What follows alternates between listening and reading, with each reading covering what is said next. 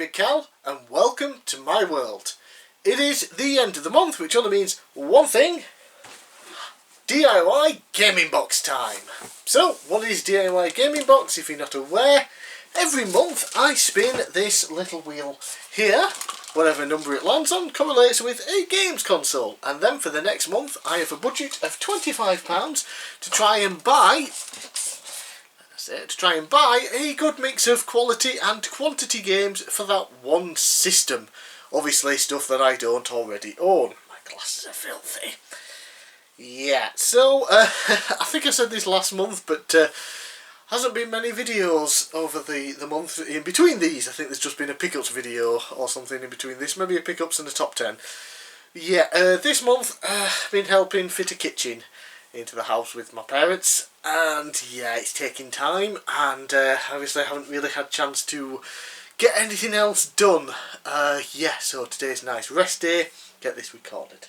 Anyway, so the last month spun the wheel and it landed on Nintendo GameCube.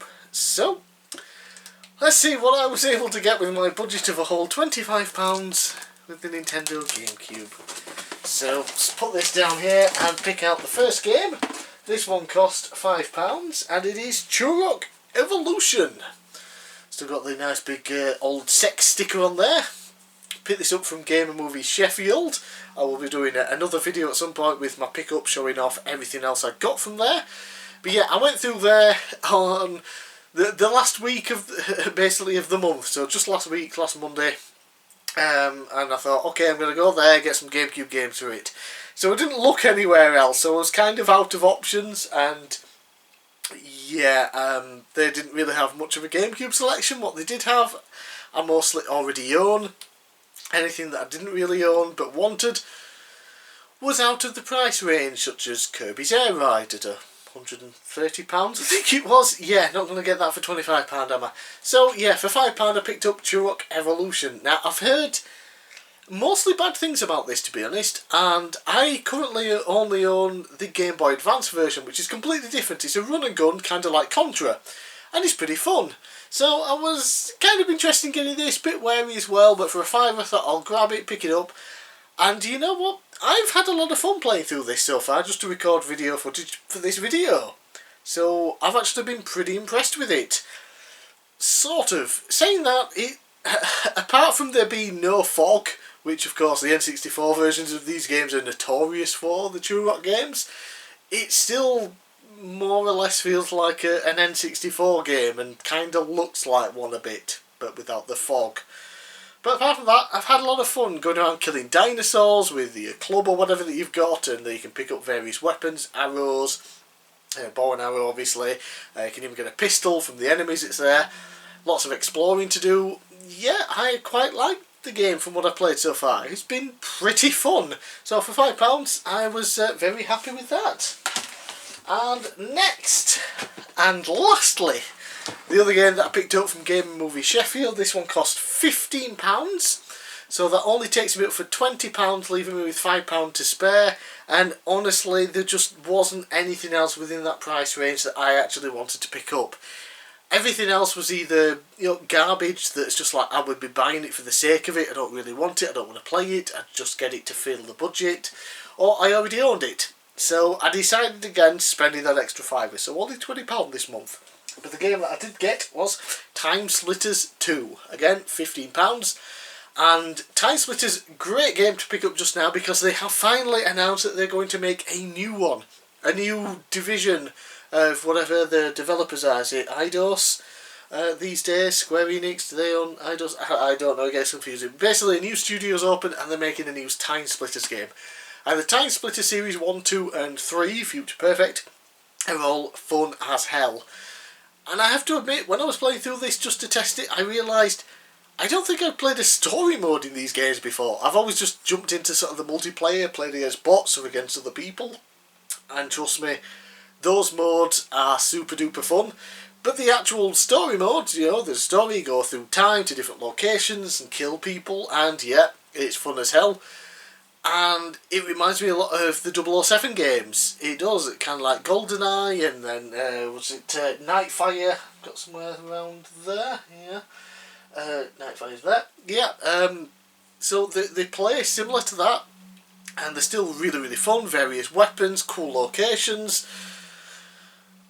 Very, very good game, and I never even realised it was on the GameCube. I knew there was a PS2 and an Xbox version, because I think I owned the Xbox version, maybe? My back's hurting slightly. Yes, I've got Time Splitters 2 and 3 on the Xbox, and the first one on the PS2. But now I own it on the GameCube, and it's supposedly one of the best FPS games on the system. So yeah, I had an absolute blast playing through some of the story mode for the first time ever on this version. Yeah, both games, by the way, are complete in box. That's cool. Game and Movie Sheffield. Big fan of their shop, Retro Gaming eShop. Awesome stuff, very good prices. Time Splitters I think is a little bit more than what you could get it for. But obviously supporting a local business, especially after the whole COVID crap. And plus it's in good condition with like Sex, I think it's £12 on there, but you never know what you're going to get till it shows up. Turok I think was a bit cheaper, so again happy to get that, and it's been a boatload of fun. So those are the two GameCube games I got for this month. Right, let's put those back in the box. Put that over there. Let's get the Wheel of Doom. Put that here. And we shall spin and see what we get. Hopefully it's not bloody GameCube. Or even PS4, that was pretty rough. Last month I think it was. Okay, let's get the camera off the tripod. There we go. Okay, let's get something nice and proper retro this time. Not a modern console like the PS4 or even something only barely retro like the GameCube. Come on, what you got for us? Ooh, 32. Okay, yes, it is a bit more retro. The number 32 is the Nintendo 64.